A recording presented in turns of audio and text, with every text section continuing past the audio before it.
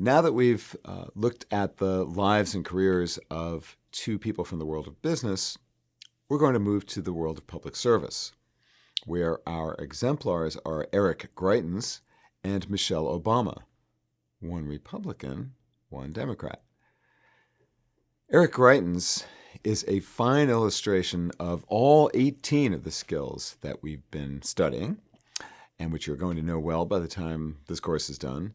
But the three that I want to point to in particular in his case are holding yourself accountable, applying all your resources, and focusing on results. Imagine it's Hell Week and you're a Navy SEAL trying to get through the training that most people don't get through. 10% of those who start get through it.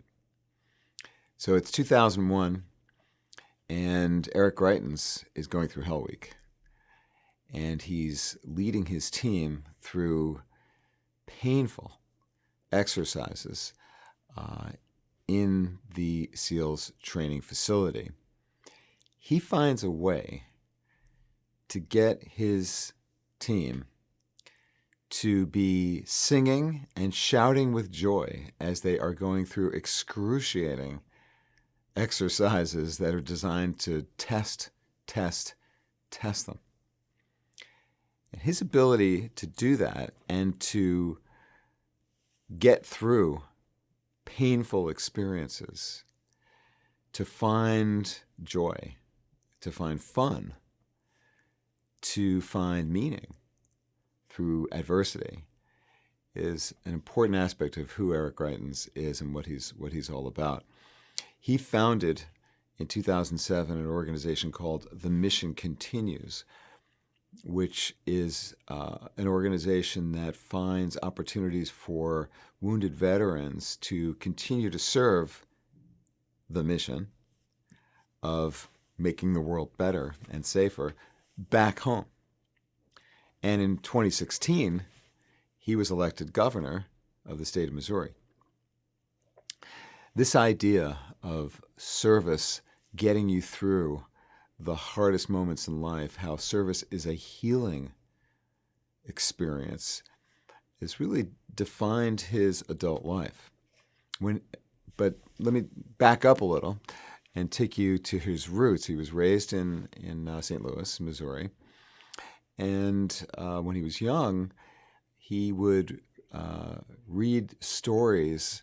He especially liked adventure stories where you make up your own ending. And that says something about him, that he wanted to have an impact and to control his destiny or to make a difference, to be a part of a story where he was the protagonist making something good happen. When I spoke to his high school English teacher, a woman named Barb Osberg, who he still holds as a mentor and guide in his life, she told me about a time when he organized a student advisory board to help the city government figure out how to use Martin Luther King Day as an opportunity for these students to create value for the city as well as for their school. He attended Duke University and was always interested in learning about the sufferings of other people and what he could do to help them. And he traveled a lot.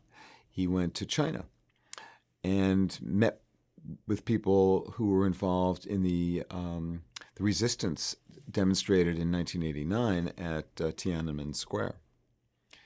He took up boxing when he was in school, and his grandfather, like my own grandfather, was a boxer. Not as a full-time activity, but that was something that he did.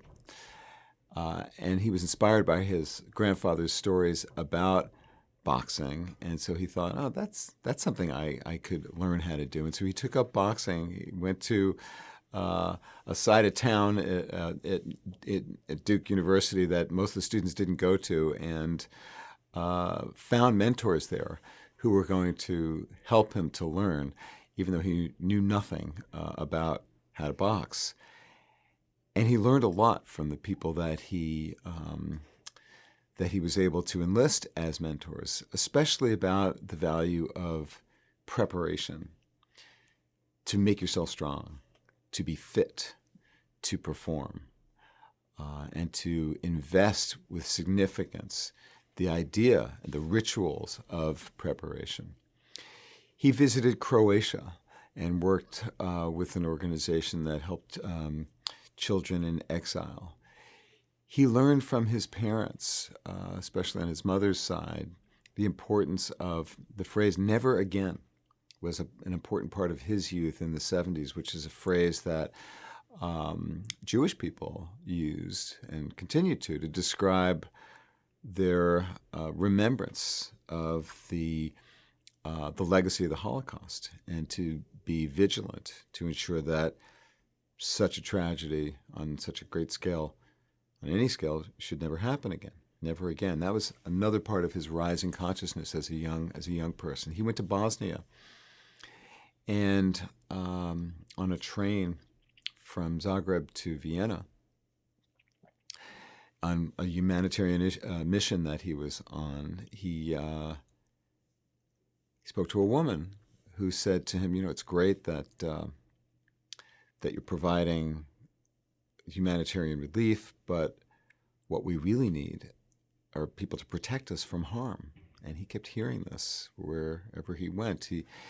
He was increasingly aware that humanitarian aid, the expression of the heart, compassion, sympathy, charity, aid, was one thing, but also needed was the fist. And so his great book, he's written a few, but the masterpiece, I think, is a book called The Heart and the Fist, in which he describes his emergence as a warrior, following his experience as a humanitarian. He went to Rwanda and saw the Rwandan people, particularly Rwandan women, who were demonstrating great strength and resilience through terrible circumstances, especially those who had to care for other people. This became an important theme that he kept seeing expressed in many of these war-torn or poverty-stricken parts of the world. That those people who had the obligation, the necessity of caring for others, just like as a team leader in Hell Week in SEALs training, those who had to think about other people's needs and to serve those people, they did better. They survived more. They were more likely to get through such terrible experiences because of this idea that service is empowering. It is healing. He was a Rhodes Scholar at Oxford, doing this humanitarian work, visiting Gaza, India, Albania, Cambodia, Mexico, and seeing these many instances of human tragedy and struggle and deep and intense and violent conflict. Looking to learn from these experiences. What does it take? What does it take? And he came to the conclusion that courageous action is what works. And so he enrolled in officer candidate school. And because he'd been training as a boxer, he learned how to overcome fear, wasn't paralyzed by it, and he was given responsibility for helping some of the people who were younger than him get through the rigors of officer candidate school, which for him wasn't that difficult by this stage. But then in SEALs training, he was in SEAL Class 237, 6 months, 10% make it through. He did make it through and deployed in 2003 to Afghanistan and then to Southeast Asia, where he ran a special operations boat. He was a commander. And one of the things that happened there was, as he was on a mission that required secrecy and camouflage. He remembered something that he'd learned watching the fishermen in Cambodia when he had been there a number of years before, a way in which they camouflaged themselves in order to get close to the fish that they needed to catch. He used the same idea to do the work of intelligence gathering that he needed to do in the Philippines, here in this Southeast Asia special operations mission. And it's an interesting example of learning from his experience in one part of his life and using that later on to good effect to meet a goal that mattered to him. On another deployment in Kenya, he saw very quickly some of the reasons for why the mission there was fraught with tension in the relationship between his unit and the villagers in Kenya, and he understood that to break through that tension and to establish a relationship that was going to be fruitful, that was going to enable the locals to speak to them, to Geitens and his people, about what they needed to know about what was really going on the ground, that they had to build trust. And so he, instead of wearing sunglasses and driving rapidly through the villages where there were children and animals walking about, he insisted that his men take off their glasses, drive slowly, go to the fruit stands, talk to people, buy fruit, and ask them about their lives. And that had a very positive impact on their relationships, not surprisingly.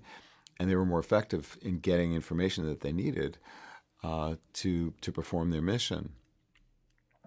2007, on his third deployment, there was a truck bomb very nearby where he was stationed.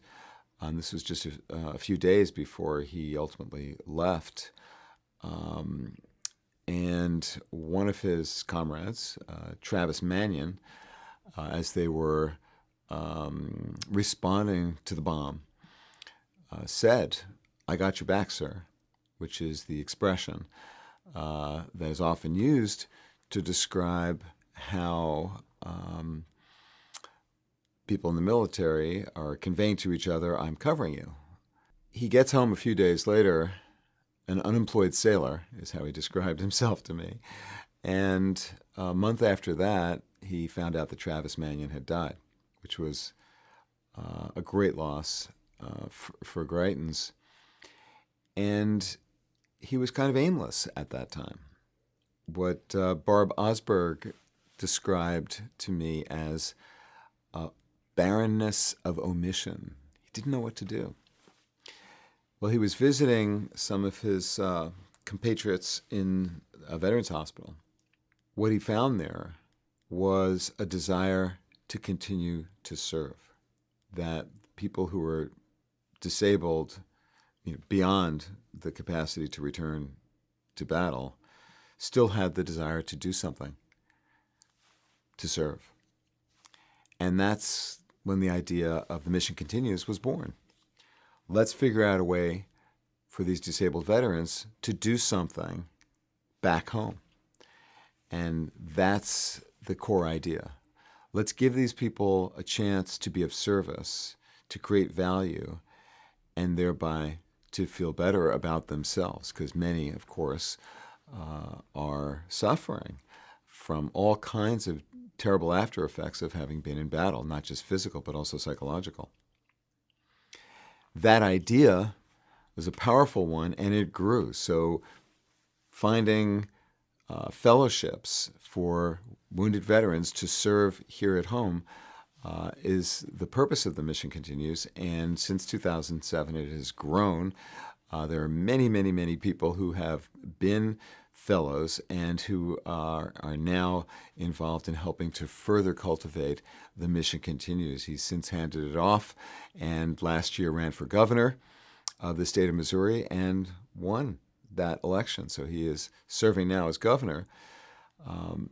But a few years ago, before his political run, he was giving a speech at the Harvard Kennedy School and talked about a number of the lessons that he had learned, one of which is this notion of commander's intent and the importance of being really clear about the goal, the mission, and then being very flexible about how the mission is pursued. And he gave a number of examples of how that played out. But the big idea was to be as clear as you could in making sure that everyone who is under your command understands your intention, and then to give them freedom and support for adapting their tactics depending on what kinds of resistance or obstacles or opportunities they encounter along the way. He told stories of his own experience, which helped him to recruit people to his cause and to gain funding. And the idea captured the imagination of many people, including J.J. Abrams, the director of Star Trek and Star Wars now, and a number of other important Hollywood productions. And when I spoke to Abrams about Geitens, which I did because Geitens was part of Star Trek Into Darkness, which was dedicated to veterans, and in which Geitens and a couple of other veterans have a cameo appearance. Abrams and his foundation were supporting Geitens because he saw in The Mission Continues a kind of clarity in the idea of The Mission Continues, a clarity of purpose. As Abrams put it, I love solutions to multiple problems, one thing that solves a lot of different problems, and that's what he saw in this very elegant idea: give people an opportunity to serve back home. After the failure of his first marriage, got married to a woman that is now the First Lady of Missouri, who is herself a scholar in international relations. They have a couple of kids. Every morning, he's getting his butt whipped in Taekwondo training at before the crack of dawn, so he maintains that discipline. And as he said to the graduates at Tufts University, where he was the commencement speaker in 2012, the challenge that he offered to the graduates was, what can you do to use your talents to be of service? And that is really the essence of Geitens' philosophy of leadership. So he's the youngest of the set of six that I'm talking about in our course. And when you ask him about his accomplishments and all the adventures of his amazing life, he's very, very quick to first credit his mentors, and about the value of service and how he learned by paying attention to what was around him, and to discover from the terrible experiences of people that he was trying to help, the power of how to develop resilience, which is the topic of his most recent book, through taking care of other people. So let's get into the three skills that Geitens is such a great exemplar of.